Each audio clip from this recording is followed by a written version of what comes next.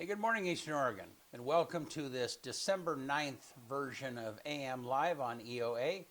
Your connection to Eastern Oregon, we are glad that you are here with us today. If you want to find our content, if you go to EOA.network, you type that into the bar, then that will take you to a link tree where you can find all of the locations of our content and where it's distributed at, or you can scan that QR code that's on the screen. And you can find the places where you can find our stuff. Here in a little bit, we are going to have LeGrand Police Chief Gary Bell will be with us to talk to us about all things LeGrand Police. So, how are you, man? Good morning. Today's first Monday, or no, second Monday. I feel like it's first Monday. Wait, is it second Monday? Yeah, it is. It's Tuesday. Second Monday. I'm just going to go with the day of the week. It feels like a second Monday to me. Yeah. I mean, actually, it feels like Monday because I worked Saturday and Sunday. Right, yeah. Yeah. Like, there's stuff going on both days this weekend. So Yeah, you had a little bit of slow sports, and then it like... Yeah, I knew it was coming. Yeah, all the way. It's okay. Yeah. I like it like that. The busier I am, the better for me. Like Yeah. It keeps me rolling. I don't like what is it called? Sedentary? Is that where you're sitting? Sedimentary? I don't know. I don't think it's sedimentary. Se- I think it's I don't know. sedentary. Sedentary time. Like, I think that's the word. I don't know. I'm not a wordsmith. I don't have any idea. Yeah. But yeah, doing good. It's I like being busy this time of year too because I hate the weather. Yeah. So I just try to battle through this, get through the crap weather, and then come out on the other end and have some baseball ready. Have some baseball. Yeah. Yep. Yeah. Well, hey, you want to do sports? Let's do it. All right.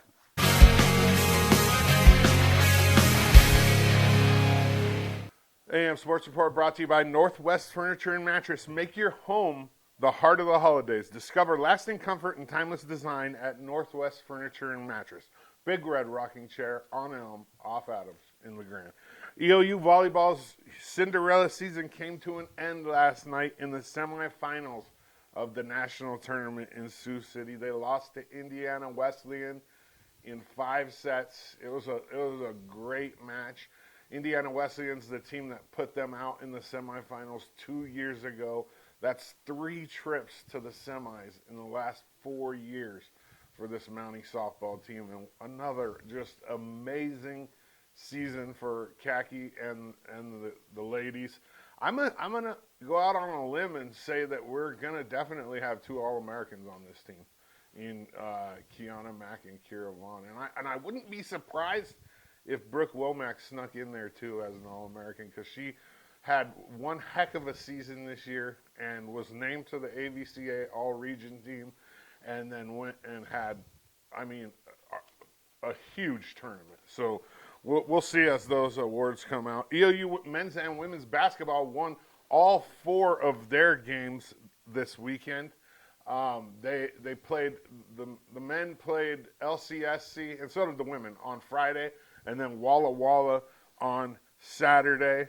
The most impressive win of the weekend was the women knocking off number 10 LCSC on Friday night, and that's a huge win for this Angie Weisefluth team, who they're 10-0, and Angie's been keeping them out. She's the raider for the conference, so she's been trying to keep them out of the top 25, but now they're going to be in the top 25 for sure. You can't be 10-0 and beat the number 10 team in the country and not go into the top 25. So in the next poll, we're going to see the Mountie women come into the poll. As I wouldn't even be surprised if they come in, like 15, 14, somewhere right in there. EOU women's basketball's Kelsey Siegner was named the CCC Defensive Player of the Week this week. Last week, she was the Offensive Player of the Week, and I have an interview with her coming out probably tomorrow or the next day. I was trying to have it done by today, but you'll get to talk to the senior basketball player from Crane. She's a local Eastern Oregon girl. We'll talk about EOU indoor track and field and wrestling on Thursday. There's a lot, and I didn't want to cram this show full of everything. Congratulations to LHS senior Maddie Wolcott on Sunday. She signed her letter of intent to continue her academic and sports soccer career at Doane University in Nebraska, and that was really cool. I really wanted her to stay here and play for Eastern Oregon, but I also want kids to get their wings and get out away from their parents. And so I'm happy either way. I think she would have been an asset at EOU on the soccer team, but at the same time, I want to see kids follow their dreams and get away from mom and dad and learn how to live. It's part of it. The LHS boys basketball team fell to Skyview last night. It was a rough game. There was a time when they were down by 35, I want to say. But there are some things that are looking up for this boys basketball team. This is the first time I've seen them play. This is their first home game, like in person. I've seen them on a stream, but it's different. They have a couple new kids, and things are looking up for this basketball team. I think they have a chance at winning the GOL this year, which is huge. They play in Malala on Thursday at 5:30, while the girls go to Vail tomorrow at 6:30 p.m. Mountain Time. The Milenburg and the Safeway Buckle Classic are this weekend, so if you don't have anything to do, I mean, wrestling is huge in LeGrand, and these are the two huge tournaments. I mean, if outside of districts, the girls' team hosts one tournament, and the boys' team hosts one tournament. That's this weekend. So if you don't have anything to do, middle school for the girls, high school for the boys, and you're going to see some really good wrestling, and you're going to see a lot of LeGrand kids win the Milenburg and the Buckle Classic. I want to say last year, I think we had 6 girls win it. Don't quote me on that, but somewhere right around there. And I think three boys. Just the rich history of wrestling in LeGrand would let you know that tournament's going to be awesome. AM Sports Show brought to you by Northwest Furniture and Mattress. All right. Thanks, man. Yep. So, hey, I want to give a little plug real quick to Elgin Opera House. Went out and saw The White Christmas on this last weekend. And, man, what a great show. Be sure and take that in. It's going 2 more weekends. Kind of the thing that's a little bit unique about that is the 2 sisters that play in that happen to be Terry Hell's daughters, Maddie and Abby, and then Terry's youngest son, Joey. He's got to be 6'4". He's just huge. Anyhow, he's playing in that also.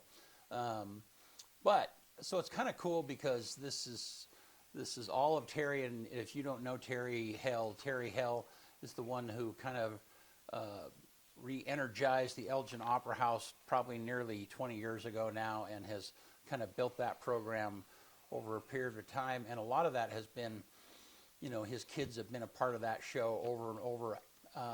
Abby particularly she's probably choreographed, I'll bet, 30 different shows now. And so anyhow, all of them are kind of launching.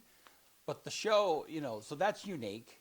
But then also the cast is just really, really good. The 2 sisters, Abby and Madeline, play the 2 main sisters in the show. And then Liam Bloodgood and another, his name escapes me, plays the male leads. And it's just a beautiful, beautiful show. So be sure and check that out. I wish I had pictures and stuff to show you, but that is really worthwhile. And they have shows on Thursday night, Friday night, and then 2 shows on Saturday, I believe, for the next 2 weekends. So, yeah. All right. Let's take a look outside and look at the weather. And it's kind of drizzly this morning. But yeah, it was rainy. All right, let's take a look at the weather graphic, Bennett. Not much of a gap there. No, not much difference in temperature. Yep. And man, it's pretty much the same. I mean, it'll warm up just a hair, but it's pretty much the same all week. Yep. Crap. Yeah, it was funny because I was talking to a farmer not too long ago. It's like, well, how do you like this rainy stuff? And he's like, let it rain. Yeah. They're kind of in their thing of like whatever they've done in their fields, they've done, and now they're, working on equipment and doing the stuff, getting ready for next year. All right. Hey, we're going to take a quick break, and we will be back with LeGrand Police Chief Gary Bell.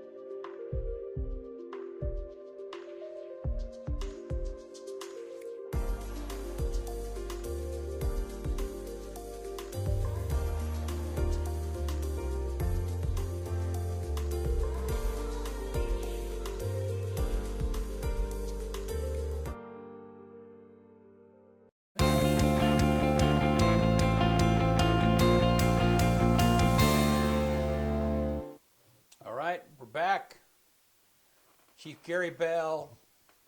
Good Days morning. are numbered. I don't know if I like the way that sounds or not.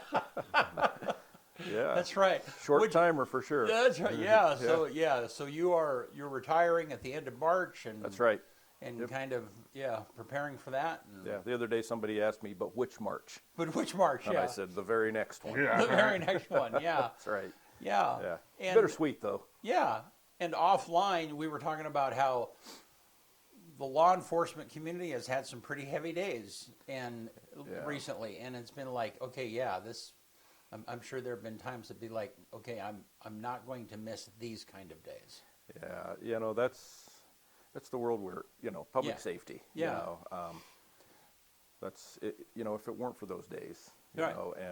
and times like that, we wouldn't necessarily need public safety like we do. But there are, days, weeks, sometimes months that we're just extremely busy. Yeah. And, I think everybody is aware, of some of the heavy burden that our community has felt over the course of the last month or weeks. And I think it's really important, though, to be respectful of families. I mean, we've had some, I don't even feel right talking about how hard, the public safety team, in LeGrand and Union County has had to work, and some of the things that we've had to endure, because it just honestly pales in comparison to some of the loss and the challenge that families have had to endure. So Yeah. it's all together. You can't look at it in a vacuum independently. So when you have an incident, so recently there were two bodies that were discovered a short distance from each other that were deceased, and we're not going to go into all of that. But when you have an incident like that where the scene it's done, you're just investigating essentially. You're trying to figure out what happened or whatever it might be. Does it get to a point where it's like, all right, we have enough people here, we have this handled? I mean, how does it, or does it? I mean, certainly the incident itself ripples everywhere. Right. But as far as how you guys respond to a scene, how do you frame that? Yeah. It's really not so much as having, we talk about people, in terms of resources. So it's not really a matter of having the right number of resources. It's, given the circumstances of whatever it is that you're dealing with, it's having the right resources. And, in cases like that, we go into those, because here's the truth is our job, investigation, is we're trying to identify factually what has occurred. And that will take us where we need to go in terms of how do we respond, how do we deal with this, what do we need to do in order to deal with this. And, we start at the same place. And, we activate our major crimes team protocol, which brings a lot of resources from, all of the partnering agencies. For some of the viewers, I suspect most people know, but not just the LeGrand Police Department, but the Union County Sheriff's Office, the Oregon State Police, the District Attorney's Office, and then there's other partners too. Some of it depends upon jurisdictional things and maybe the nature of what is going on, but we have forensic technicians that are regional resources that will respond. They're employees of the Oregon State Police. We have the medical examiner's office, which is, again, it's under the umbrella, the leadership umbrella of the state police, but those assets are in the valley. So, but all of that will come together, and we'll do whatever is necessary in order to identify the facts that need to be determined. And so it's not really a matter of the numbers, but it's the right numbers, the right resources. Yeah, you guys, I mean, you call the task force, or I mean, you send the alarm, and that's right. They just come. Yeah. So typically, the way that works is, we during the last month or weeks, there was an unfortunate incident that happened in Union, or just outside of Union, then here in LeGrand, or anywhere for that matter. But the identified first responder or agency of jurisdiction, will often be the first public safety agency there, and then the agency leadership contacts the other partners of, the leaders of those agencies, and collectively, essentially, it's we all know each other. We work very well together. So it's a brief, with each other about what's going on, what we're dealing with, and then typically it takes the shape of what can we do to help? What do you need? And we just all that's the way. It's kind of the Eastern Oregon way, and it's not that way everywhere. And I don't want to suggest that we're just better, but we are here. I mean, but it really is because we have to work together. And you guys know how that goes in lots of aspects in life in rural America. Limited resources. That's right. But there's always pros and cons to everything. But it's how I think life and my professional life is all about perspective as well. And I have friends and professional acquaintances, from all over the place that do the same kind of work that I do. And it's not the same way everywhere in terms of partnership and the ability to work together and collaborate and work towards. Here's the thing: is we're working. It's not about Gary. It's not about any of the other leaders, of our public safety organizations. It's about the people that we serve. Right. And there's places, sometimes jurisdictionally, the larger the populace, there's less necessity to depend upon others outside of their own confines, and so it creates these kind of insular. They just don't play nice with each other sometimes. And we have to do it. Doesn't mean that we always agree on every single thing. It doesn't mean that we have the same philosophy on every single thing, but we collaborate and we work. It's about professionalism and working together in order to get the job done.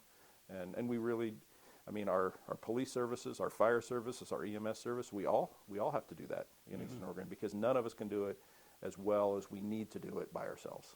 I've seen quite a few times on cop shows, like the real life cop shows, where the sheriff and the police department do not like each other. Yeah, or even local and state and federal jurisdictional authorities. But that's just not the case here. Obviously, I've been doing the job for a while, and I've had really fantastic experiences and relationships with, partners from all levels of government. And, I think sometimes people derive, and understandably, because that's the mediums that we get information from, is like television or movies, and the federal government shows up, or the FBI, and people are just bristle, and it's like, but that's not been the experience that I've had locally, throughout the span of my career.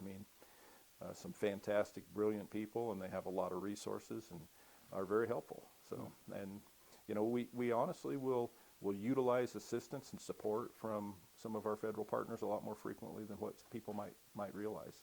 Things like analyzing electronics and things like that we just don't have the capacity to do some of those things. So, Well, and I didn't know this before we started these conversations, but the state police, they're the most funded. They have the most, and so then they're the ones that, when we see crime labs and we see all of that expense and stuff, they're the ones that have those. Tell me how they fit in. Correct what I just said, and kind of help people understand how critical that role is for the state.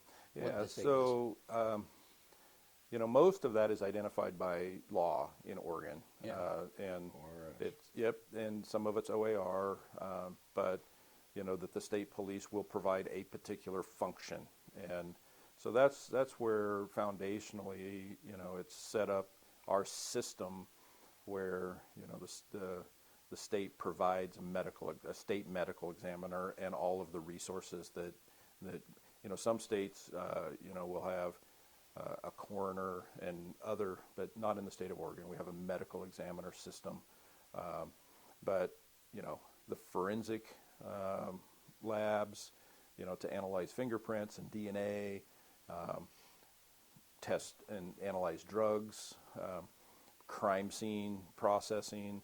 The state police has that function. There are a few very few agencies like Portland Police Bureau has the capacity to do some of that on their own. But here's the thing: the reason why it's so critically important is local governments. We can't, and it's not just that we can't afford to do that locally. We don't have the necessity to do that, Right. and we wouldn't. So to fund it the way that it would need to be done, we don't have the ability to. The capacity isn't needed. Right. It would be a waste of resources. That's right. Yeah, for sure. So it really functions pretty well, to have that regionally. So, it's whether it's a county sheriff or a local municipal police department that needs that assistance, or in this case, most counties in the state of Oregon have major crimes functions where they partner together on these types of cases, and that model is that way for that very reason. Right. What we're discussing is because LeGrand Police Department has detectives. They're trained in all aspects of criminal investigation, up to and including homicide investigations. But, we don't have that, and that's a good thing, Right. need all the time. And most places in the state of Oregon don't. I mean, we don't have, you watch TV. I watch, you guys remember that show Longmire? I don't know if you ever watched that. Yeah, I watched all that. I got a chuckle out of that one because you have these rural locations, and every episode there's a new homicide that they're investigating. Yeah. It's like, and I'm sitting there. My wife always says, "Gary, it's just TV. Let's just watch it." Yeah, you're I'm analyzing sitting it, there. though. It's like these people need to move because The chances are not good here. yeah, this is. I mean, there's only like 2,500 people, and it's like dropping every once a week there's another homicide. They need to. Get out now. These people need to. That's I mean, they need to peace out. Yeah. But we just don't have the capacity or the need to have that, to maintain that capacity. That's why it works so well when we come together. And the state police performs an absolutely critical function in that regard. So I don't, I know the leadership and have immense respect for the leadership within the Oregon State Police. I would expect that they would say we're adequately funded, but we're not, because you always have to look at the perspective, because Right. you look at the footprint and what they're charged to do. Right. And of course, the budget compared to the City of LeGrand's municipal police department budget is quite large. But you look at the number of troopers, but the space, the areas, and the functions that they need to provide.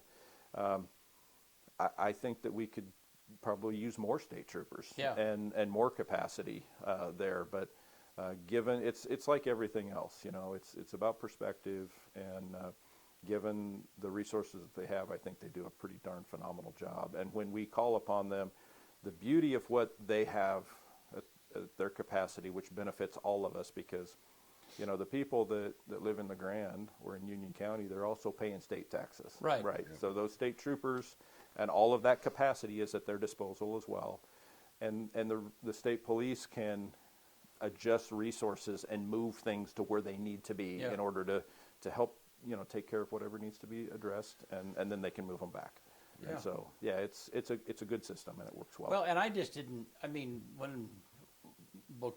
before we started talking, the state police was just the patrol officers, and so then it was just like a total revelation to me. It's like, I mean, which totally makes sense. Have you guys had maybe any leadership from the state police come on?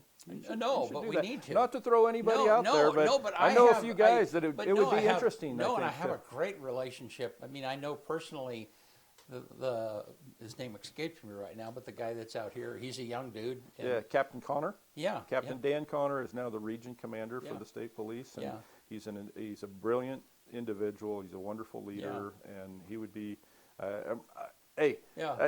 Dan, if you're out there, it'd be a great interview for these guys. No, thank you. I'm working. Yeah, Dan, if you're out there, Gary just threw you under the bus. Yeah, that's right. That's right. Yeah, He no. would do it to me, so it's fine. No, and I'm working on the schedule for next year, so I appreciate that suggestion. Yeah. So no, some people aren't aware. It's not accidental not to get in their lane, but I'll share with you that around the nation there are some agencies that are called highway patrol, and some that are state police. And that's, if you talk to them, that's important, because the Oregon State Police does much more than just highway patrol. Right, exactly, Sometimes that's what it looks like to the motorists or people, because that's where you see them. But our Oregon State Police, aside from the services they're providing on the interstate and the state highways throughout the state of Oregon, they're doing a lot. They have criminal detectives. They're doing a lot of investigations, like in our state penitentiaries and in parks. Yep. Like they're involved in that. Yeah, there are a lot of state lands and places where they have primary jurisdiction that they have to do the same policing functions that LeGrand Police Department or Union County Sheriff's Office does. And a big part of what they do is just provide that support to local and county law enforcement. So and I'm remembering now where, so a couple of, I don't know, probably 10 years ago or longer, there was a series of murders that happened out in the Elgin area. And it was grisly and awful, and so then they were doing a television show. There was a local company, and we kind of helped add support for them, and they were interviewing some of those detectives from the state for that particular. And in the conversation that I'm having with them, it's like, well, what did you guys have to do with it? And then that's when I kind of got the whole, realized how involved they were. So, and if you don't, something that really is a force multiplier for us when we partner with the state is, if we have a crime that we're investigating, and components of the crime happened here locally, but then maybe this was a transient situation where the person committed crimes here, they committed crimes as they're traveling west through the state, then that's that continuity of investigators, because the state police has, I have contacts, in Pendleton and Boardman and the Dalles and Hood, but the state police has employees, right. So there's that continuity of investigation that they can call anywhere in the state and say, hey, we need you to go check such and such an address for this particular vehicle. And that can happen, like right now. Quickly. Yeah, Yes. right. Yes. Yeah. Yep. And what I find that's common is there's just so many untold stories. And and I don't mean a specific story. I mean the story of what the state police really does. This is a perfect example of me thinking, well, they're just highway patrol, when actually there's so much more that they do in service to the community. That additional story just hasn't been told very well. But that happens in your agency. That happens in the fire department. That happens, a lot of people think, well, the fire department, they put out fires. Well, they have no idea that EMS is, a gigantic chunk of what it is that they do, and so on and so forth. And that's super common. Yeah. Well, some people probably aren't aware that, every spring when we, we don't celebrate, but we recognize Police Officer Memorial Day in May. The very first law enforcement official that was killed in the line of duty was an Oregon State Trooper. And Amos Spud Helms was his name, and he was killed during the investigation of a robbery. Saw a vehicle that matched the description in an armed robbery right here on Adams Avenue. It was a gas station at the time, so at the corner of Adams and Greenwood Streets, so where the local is now. And if you walk down the sidewalk right there, there's a little granite marker that recognizes Trooper Helms. And I can't remember exactly. I think maybe that somebody can look it up, but I think maybe 1934. But yeah, so that tells you right here in LeGrand, and we had the LeGrand Police Department was functioning, but Trooper Helms was doing police work, and supporting, all the functions that we do locally. And 1931, you were 31. Close. Yeah. So lost his life in the line of duty right there. But yeah, so Brent, that's kind of what we do in public safety, though. And I think we've talked about this, or at least touched on it before, is that, probably as much now in America as ever before. We've learned how critically important it is to be, and I bristle at buzzwords, but transparency, right? But really what that means is that it's not the police that are doing things to the public. We're working with you. I'm a member of the public. Here in a few short months, I'm not going to be a police officer. I'm going to be a tax-paying citizen, just like anyone else. So, we try to tell the story, but there are certain aspects of what we do, whether it's police, fire, EMS, that, and it's not like we're trying to keep it from the public or maintain secrets, but it's things a matter of decency and respecting human beings and people, because oftentimes what we're doing, it's impacting people's lives. Now we have to balance all the time, is the information that we share, is it necessary for the public to be aware of that? And sometimes it absolutely is. Maybe it's because of public safety as a whole. Maybe it's to squelch concerns about something that factually is just not accurate.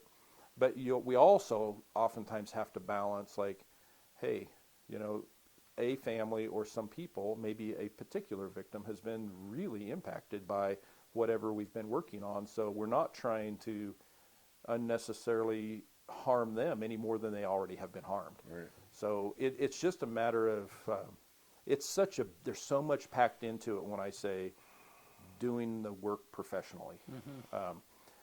And you guys know, you've heard me say it, I say it all the time, but even when we're doing investigations, even when we're talking to the media, even when we're sharing information with the public, or talking to families that, have lost a loved one, or, we do it the way that I would want to be treated if I were in that situation, or I would want my family to be treated. And sometimes it still hurts, and sometimes it's still difficult, but that's the best we can do. Yeah. Speaking of Amos and the state police, C. Lazy J. Ranch says Amos was killed the same year the state police were founded. Yeah, early. Yeah. And then Bud Forrest says, think about how many motorist assists turn into so much more needs. Yeah, for sure. That checks out for sure. Yeah. Going back to the state police, you think about most people, understandably, right? You're traveling on the interstate, you're hoping not to see a state trooper, right? Of course. Yeah. But if you switch that hat around and just think for a moment, it's like if my daughter or loved one or my wife was traveling somewhere, I would want there to be as many state troopers there, because in the unlikely event, but sometimes it just happens, we have a mechanical breakdown, a flat tire, whatever the circumstance, wouldn't that be reassuring to me if, one of those gentlemen that, is wearing the campaign hat stops and supports her, or at least stands by while she, gets the help she needs. I was probably 22, I don't know, whenever I moved from LeGrand to Western Oregon. Yeah. And I was driving through the gorge, and it was raining. It was raining cats and dogs. It was windy. It was 1 o'clock in the morning, so it's just pitch black. Yeah. And I get a flat tire. And that's the second. I've gotten 2 flat tires in almost the same spot. Well, there's hardly any shoulder there. Yeah. And if it wasn't for a state trooper being out and about that night, I could have got run over, really easily. Yeah. And he actually stopped and put flares out, and you know what I mean? That's not that. Yeah, I got to share with you guys.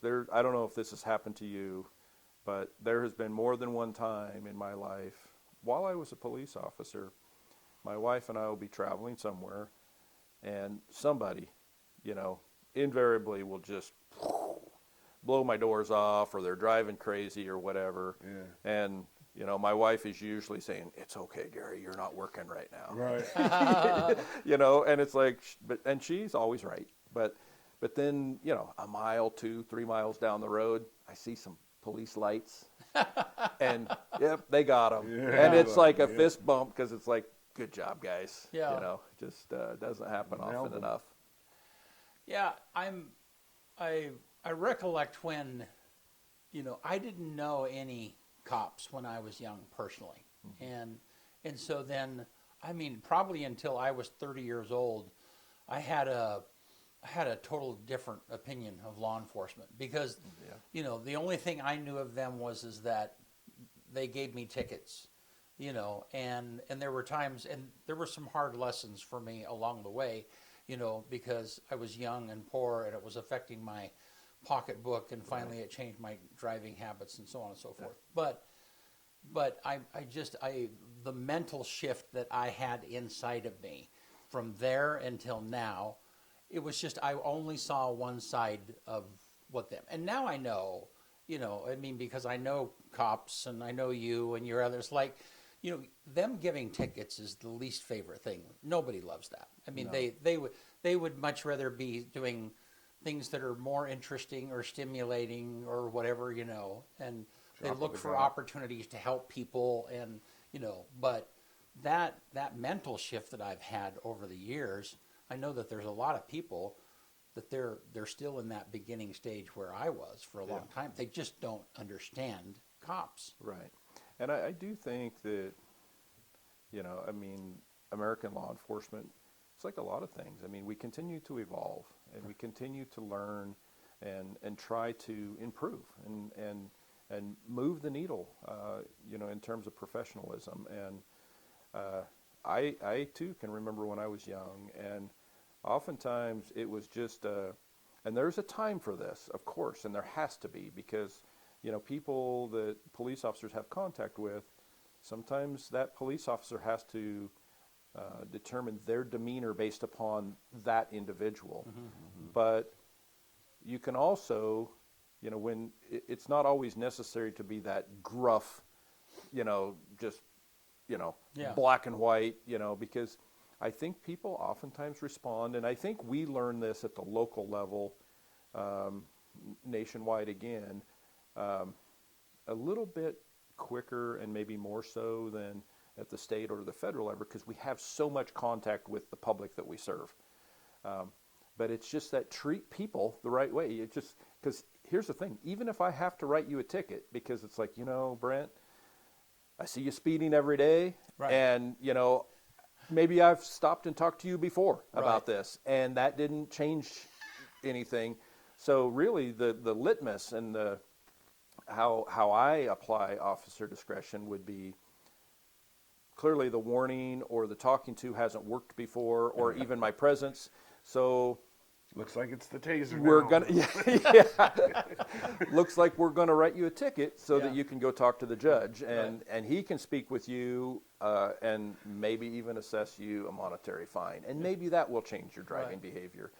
But that doesn't mean that I have to be a jerk. No. You know, and also it doesn't mean that I have to be giddy about it either. But it's just like, you know, treat you the way that I would want to be treated, I guess, as best I could, you know, if I were the one receiving the ticket. Because what I've been stopped before in my life, you know, on the freeway or whatnot, not very many times, but I have to tell you, each time I knew that it's like, I was driving too fast, you know. And so if I were to get a ticket, it's like, I know that it's my fault, you know, and I deserved it.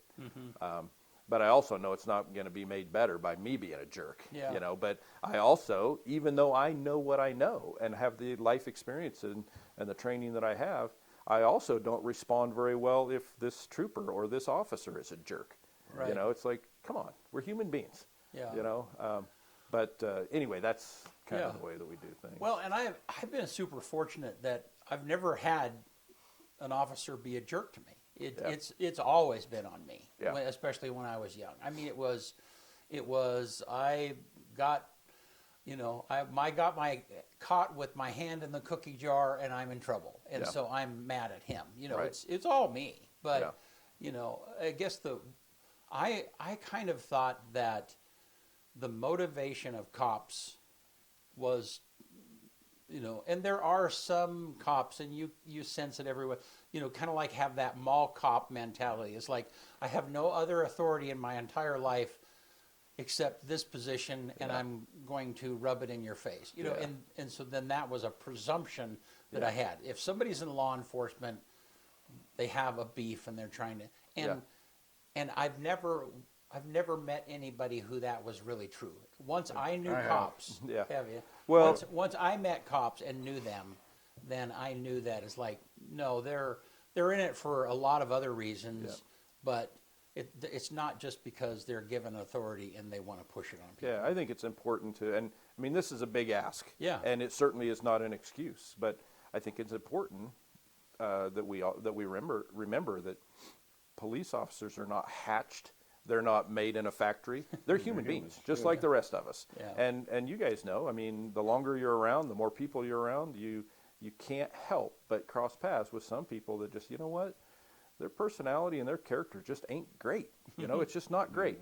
And there are some police officers out there like that. But what I can tell you is that's what I was suggesting earlier about, you know, over time and over the span of my career, I have witnessed this, not just locally, but you know, in American policing, and that is that we've learned to employ the selection process that we use.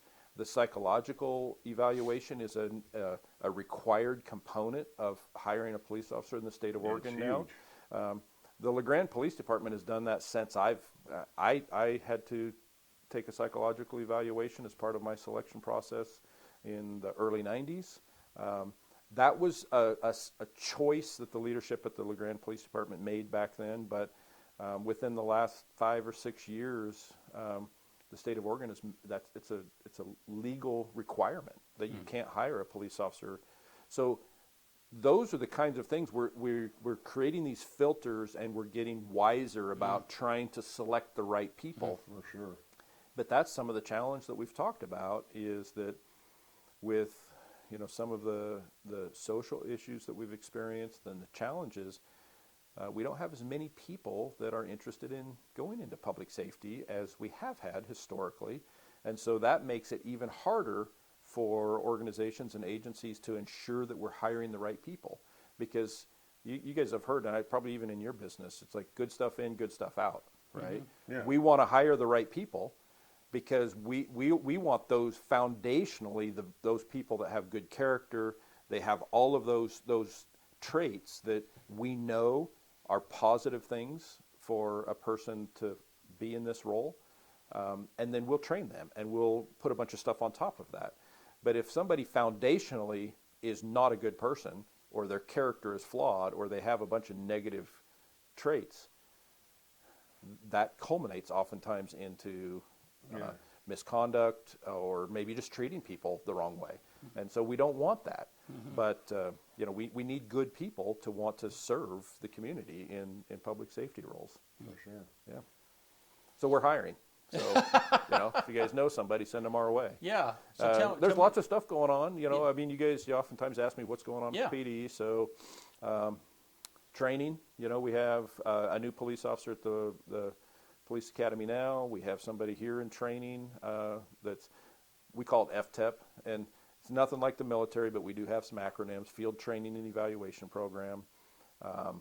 It's on-the-job training, and so we have somebody in that right now. Now, does that come after they've been to the academy, or before and after for us? So Okay. when we hire somebody, they immediately go into FTEP, into field training. You know, there's different phases of that, like orientation.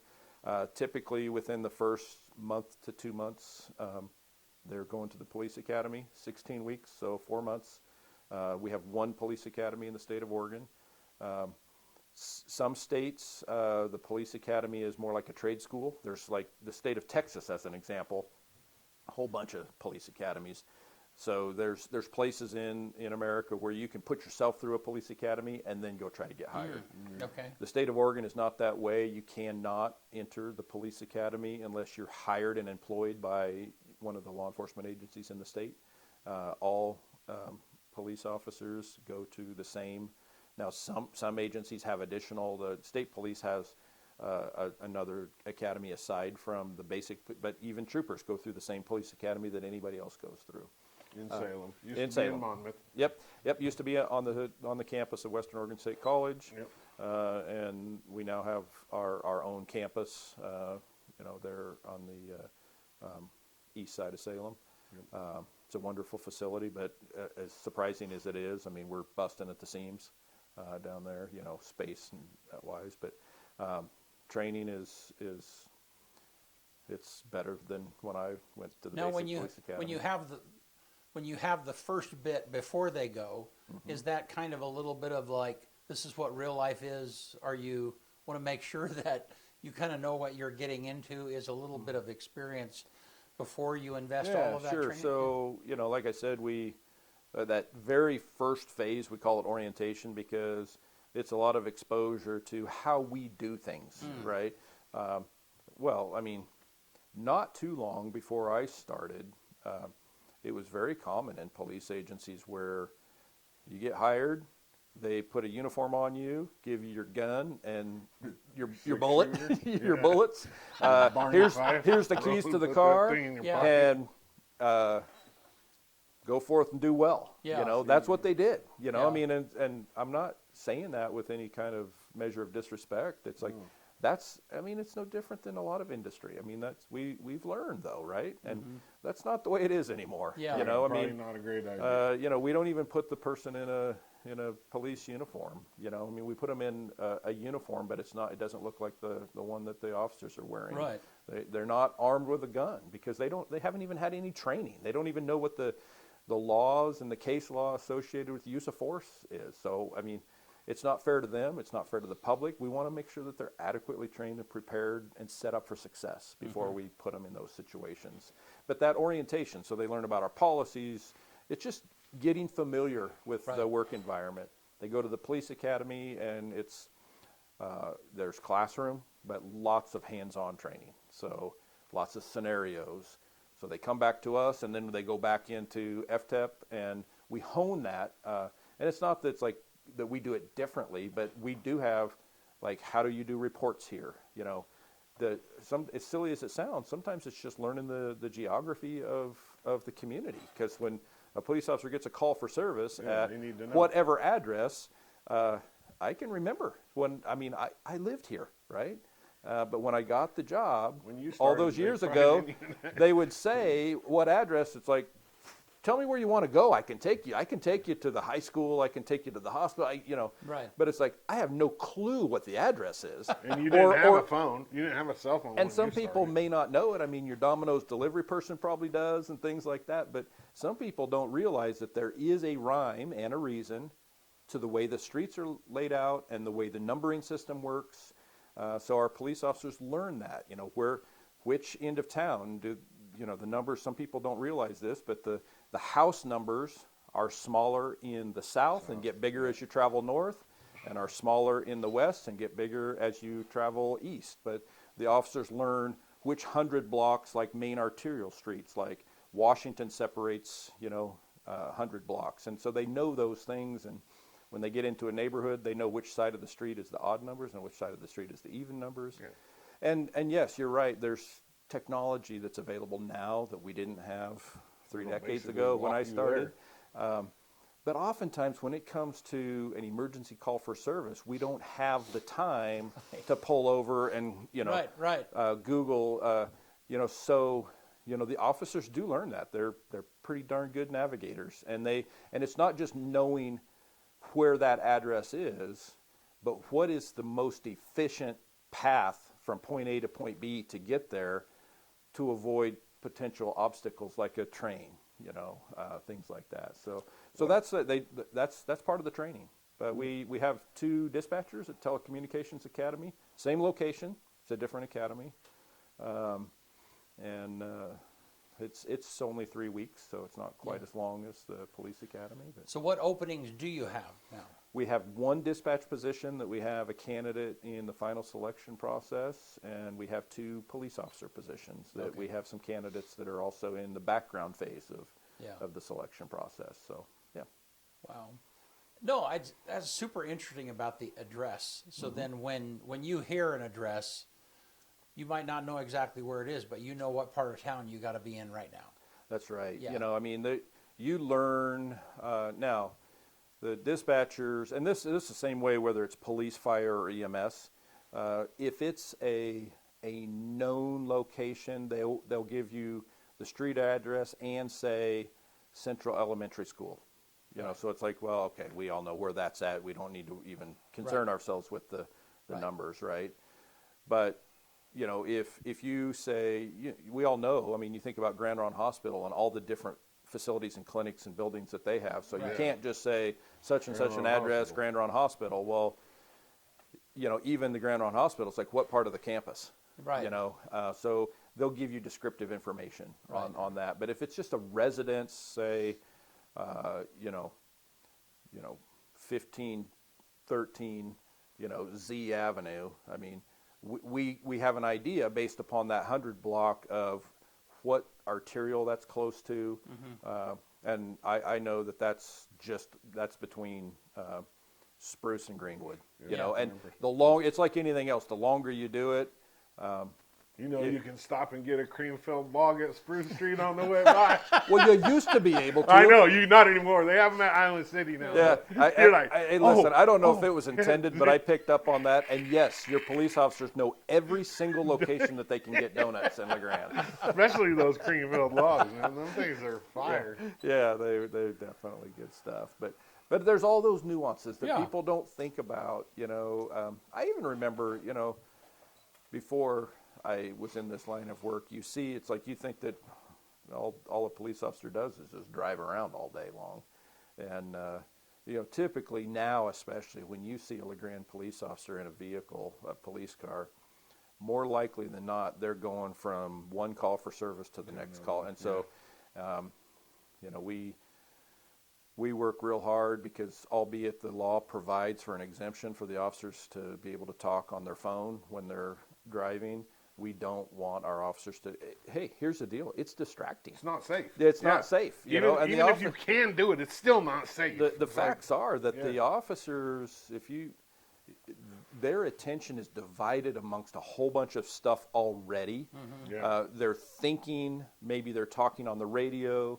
If they're communicating on the phone, it's hands-free, you know, but that's not without, you know, risk. Some of us can only do so much, right? And I still need to see what color is that traffic signal.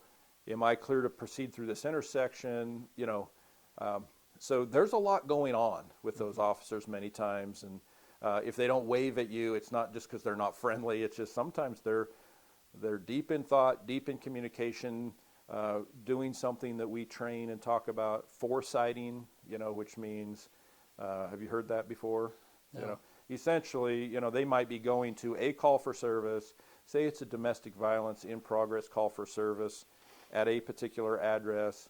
That officer is foresighting, which means they're envisioning in their mind where they're going to park, what they're going to do when they get there.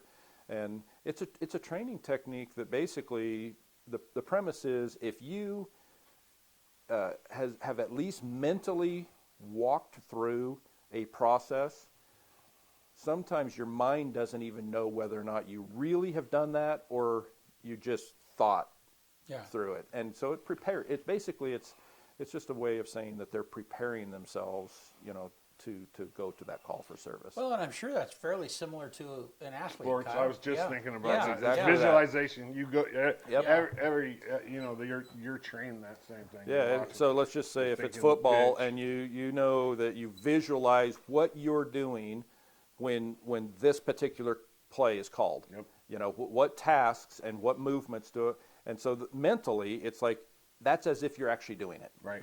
100%. And then if you've trained properly, it should just become second nature. Muscle memory, you know. Yep, 100%. exactly. And so we do that, and that's our officers they're thinking all the time, right? Because that sets them up for success. It's safer because if you don't have that foresight, you don't think about it, and you just haphazardly go into things, you're reacting instead of acting with purpose. Yep, exactly. Anticipation is better than reaction. That's right. Yep. So there's just a lot going on. I mean, it's a super rewarding job, super complicated job, and we want to try to control as many aspects of like calls for service and things that we can, because there's a lot of things we can't control. Right.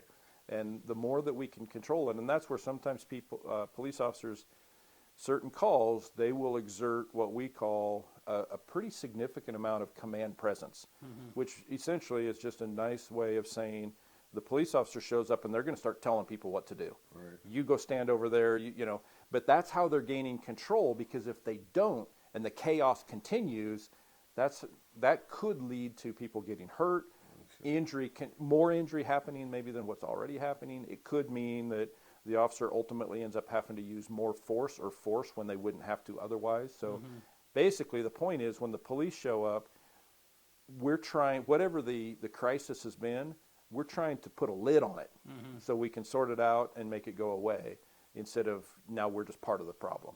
Yeah. Yeah. I would imagine that emotional intelligence is a big component. Yeah. You know, I am fairly blessed with that, but it's taken me a while to understand, because part of it is, you know, when we produce media for people, I have to guess how the audience is going to respond to that. Right. I mean, and so I'm constantly putting myself in the place of the person receiving that message. Right. And cops do a lot of that. I Right. mean, you're reading people. You are guessing, is this dude going to make a run for it? Is he lying? Is Right. he, you know, I mean, and or if it is an officer that's coming in for an interview or a candidate, it's like, does he fit? Is he? Yeah. That's right. Yep. And we actually have training modules that we actually do on emotional intelligence, Yeah. and it's for sure. it's a much bigger deal that we have to employ all the time. Yeah. And you know, it goes a lot further than what some people might think. You know, I mean, but a police officer may go to a call for service and they're dealing with someone that you know, is suffering with addiction or mental health issues. The next call for service, they might be dealing with someone that's an executive, you know, that's very well educated, and they're not impaired in any manner, but they're emotional, right?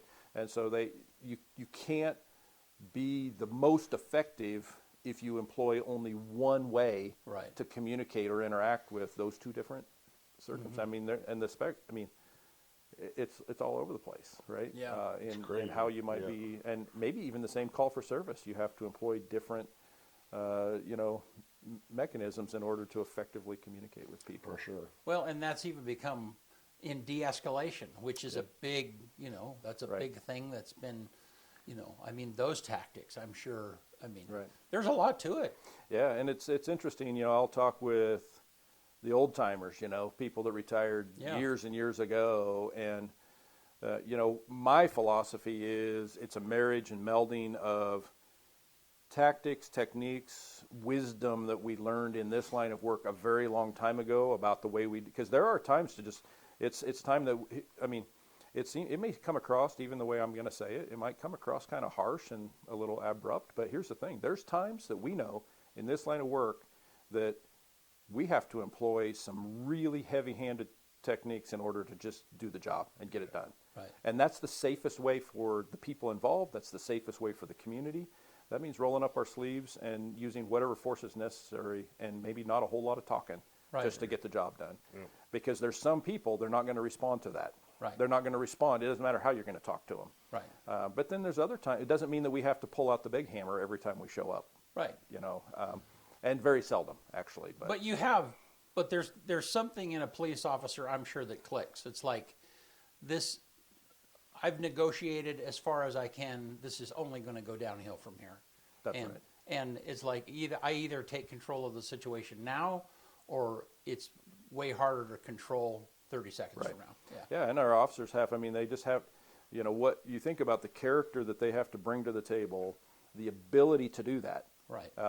Easier said than done. But there's times that it's like if someone is actively hurting, harming somebody else, there's no negotiating that is going to happen. We're going to stop that because that person, if we allow that to continue, it might be one more blow from that device that person is holding that will kill that person. And so that means that police officer needs to, no delay, no hesitation. They need to take the appropriate action in order to regain that control and save somebody's life. Well, Gary, thank you. Always. I know we always wait till the last second, but yes. City Hall holiday open house tomorrow, 4:30 at City Hall. Okay. So I'm being told that high school choir is going to going to get treats. There's going to be I'm treats. not sure. So City Hall, council chambers tomorrow at 4:30, and shop with a cop at Walmart on Thursday. This Thursday. Huh? This coming Thursday. The 11th, is that right? Does that sound right? Is it the 11th? Yeah. 100%. Oh, Yeah, nailed it. and it's That's and surprising. I'm trying the time when that 10:45, I was 11 going to say o'clock. yeah we'll be streaming Yep. that, and so Police officers, deputies, troopers, they Yep. get to shop with a child. Yeah. The child gets to buy gifts for their family and something for themselves. It's kind of a secret, but they Yeah. get to buy something for themselves. Yeah. The officer, trooper, deputy gets to have lunch with that child and then take them home. It's special for the child and the officers. It's awesome. Yep, pretty cool. Hey, thank you, man. Yeah, always. Thanks always. Yeah. Yeah. All right. And one more time before we quit here. The person I couldn't remember in the cast is Hunter Adams. So be sure and check out the White Christmas out at Elgin Opera House. Liam Bloodgood and Hunter Adams and the daughter of Terry Hells, Abby and Maddie, are the two sisters in that show. Great show. Don't miss it. All right. You totally just like threw me for a curveball right there. Usually we do that after this, so I'm like sitting here waiting, and then Yeah. you're like, oh, Yeah. okay. All right. On this day, December 8th, 1930, Broadway Theater opens at 1681 Broadway in New York City. 1941, on this day, the U.S. and Britain declare war on Japan, so USA officially entered World War II. 1941, on this day as well, Franklin D. Roosevelt delivers his famous Day of Infamy speech to a joint session of Congress a day after the bombing of Pearl Harbor. 2010, on this day, with the second launch of the SpaceX Dragon, SpaceX becomes the first privately held company to successfully launch, orbit, and recover a spacecraft. 2024, on this day, singer-songwriter Taylor Swift concludes the Eras Tour with her 149th show at BC Place in Vancouver. The 21-month international concert is the highest grossing of all time, with box office gross just over $2 billion. The number one movie in America on this day in 2005, The Chronicles of Narnia, The Lion, the Witch, and the Wardrobe. And the quote of the day comes from Maya Angelou: "It takes courage to be kind." One more time. It takes courage to be kind. All right. Thank you. Thanks, Garrett, for being here. Yep. Always a great conversation. So, and I think we have at least one more time before you're off the hook. So, Sounds good. All Before right. I'm off the hook. all right. Hey, thank you all. We'll see you Thursday.